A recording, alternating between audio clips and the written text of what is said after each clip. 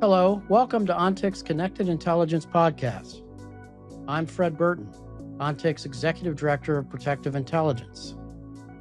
This podcast offers valuable insights and practical advice to help you navigate the complexities of modern corporate security shared by leaders and innovators in the field. Now, on to the discussion. Hi, I'm Fred Burton, here today with Don Bentley. Don is the New York Times bestselling author of 8 books, including the Matt Drake thriller series, the Tom Clancy Jack Ryan Jr. series, and the Vince Flynn Mitch Rapp series beginning in 2024. Don spent a decade as an Army Apache helicopter pilot, during which time he was stationed in South Korea, Germany, and Texas.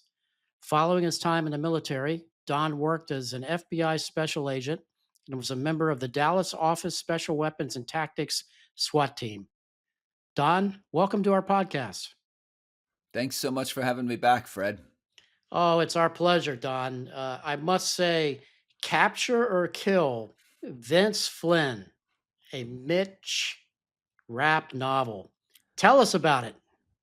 Yeah, I'm still pinching myself that my name appears on a book underneath Vince's. He's my all-time favorite author.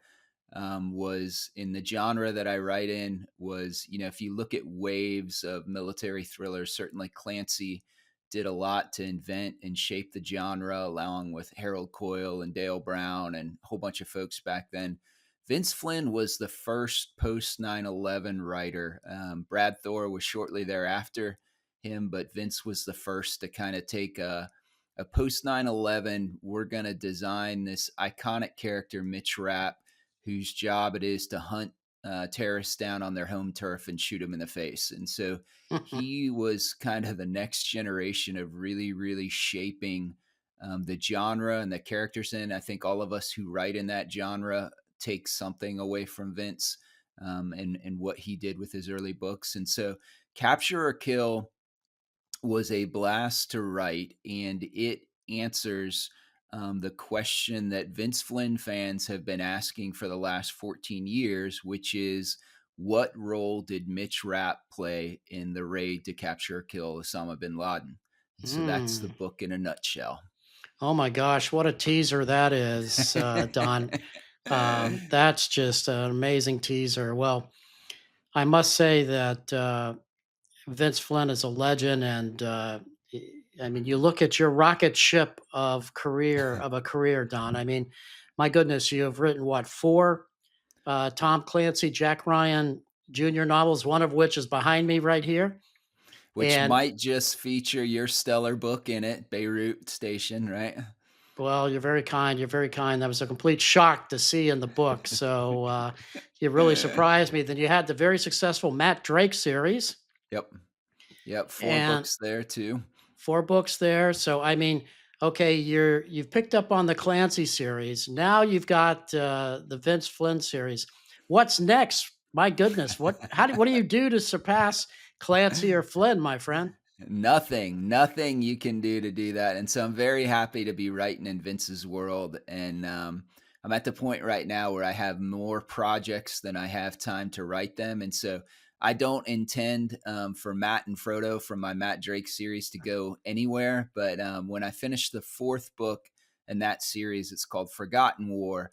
My editor for those and the Clancy books, the fantastic Tom Colgan, said, "Hey, Great guy. why Yeah. don't he's such a good I'm beyond blessed to have both written for 2 iconic universes, the Clancy and now the Flynn, and then worked with 2 iconic editors. So Emily Bessler from the Vince Flynn world, and then Tom Colgan from the Tom Clancy and Mark Graney and everybody else in between world. And so after Forgotten War came out, Tom Colgan said, "You know what? Before you write another Matt Drake book, why don't you work on a standalone? Because that might be a fun way to take a little break in the series and draw on some new readers." And so I have been working on the standalone. When I have time in between, when I turned in Capture or Kill, Emily Bessler kind of poured over that for 5 or 6 weeks. And so I worked on the standalone then and intend to try and work on it some more this year. once I get my second Mitch Rapp book that I'm working on right now in a place where I can do that. But it is, like I said, very, very fortunate to have more opportunities than I have time in the day to write them right now. So I'm still kind of pinching myself. You alluded to it before. You were kind enough to have me on to your previous podcast when my first book, Without Sanction, came out, and that was only 4 years ago. So it came out in 2020, and so 4 years later, my ninth book is about to come out. So that's kind of nice. It's really amazing, Don. You look at just your career progression and help me understand when you're taking over for a Yeah. Tom Clancy, and let's talk about capture or kill. You're Yep. taking over an icon in the industry, as you and I both know that read this Yep. genre. You're going to have folks laser fixated on this. How Yep. do you go about prep? How do you go about research so you are representing one of the Yeah. icons of the industry? Yeah, so the editor for my Clancy books, Tom Colgan, said something to me once that really helped put it in perspective. And so when I was writing Target Acquired that you have over your shoulder there, he said, "Listen, I'm really good at picking the right writer for the right series." And he said, "You're Mm. the right writer for this series. Don't second guess yourself." And the second thing he said to me is, "Don't try and write like Tom Clancy. Like nobody can write like Tom Clancy. What I want you to do is just basically write fan fiction in the universe he created." And so I had kind of that mentality when I went to Capture or Kill, but I also knew it was different. And the reason why I say it's different is that there have been, gosh, probably five or six, maybe more than that, writers in the Clancy universe besides Tom Clancy. There was Mark Graney and Mike Madden before me, and Mark Cameron, and now the Andrews and Wilson guys, and MP Woodward. And so the fans had kind of acclimated, I guess, to the idea of having new writers come in and stay there for a while and then move on. By comparison, the Vince Flynn books, when Vince unexpectedly or unfortunately passed away at 47, at first nobody even knew whether the series would continue or not. And so Kyle Mills stepped in and did one hell of a job. And Kyle's the nicest guy you can imagine. The same guy he is on social media, he is in real life. And he didn't just tread water, he expanded the series and took it in new directions. But it was still only two voices that had ever, written in that series. And so when they announced that I was taking over for Kyle, it was actually David Brown, our publicist, texted me and he's like, "You're trending on Twitter right now." And the part that was trending was that folks were saying, "Hey, welcome aboard, but this is my favorite series in the world, and so do not screw this up." And that's pressure, but it's also, there are no fans in the world, I'm convinced, like Mitch Rapp fans, like Vince Flynn fans. And so when I started, I had read all the books in the series, but I made a concerted effort to go back and reread all the Vince books because I really wanted to get in my head how Vince talked about Mitch, how Mitch acted when Vince did it. Just go back to the source, I guess, for lack of a better term. And so as I was reading those, so his first Mitch Rapp book was called Transfer of Power. His first book ever was called Term Limits. But when he wrote Transfer of Power, he aged Mitch in real time. And that every time a new book came out, it kind of reflected the events of that year. And so when I was looking at him, what I noticed is after Pursuit of Honor, Vince took a break and he went back and wrote two prequels. So he wrote American Assassin and Kill Shot, and then he jumped back into the series again with The Last Man, which unfortunately was Vince's last book. But in so doing, he left about a 3-year gap between Pursuit of Honor and The Last Man. And so I started thinking about that. I'm like, I wonder what happened in these 3 years. I wonder what Mitch Rapp was up to. And so I started researching and doing a little Googling, and lo and behold, 2011 was one of those gap years that Vince didn't address. And I'm like, well, what happened in 2011? The Bin Laden raid. And so then Mm. I started thinking, what was it that I did I remember I was in Afghanistan and read a bunch of Vince books when I was in Afghanistan.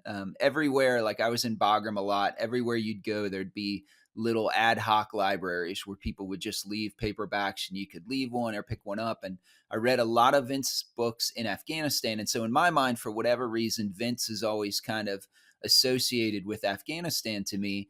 And I remember when I was a special agent in the FBI in Dallas at the time, and seeing President Obama come up to that podium and say, we just killed Osama bin Laden. And my first thought was, hell yeah, we just killed him. It's about time we got that guy. And then my next thought is, I wonder what Mitch Rapp had to do with that. And so, I started toying with that idea some, and Vince has a section on his website where he has questions that fans had written him, and he's answered them. I was like, I wonder if he'd ever talked about that.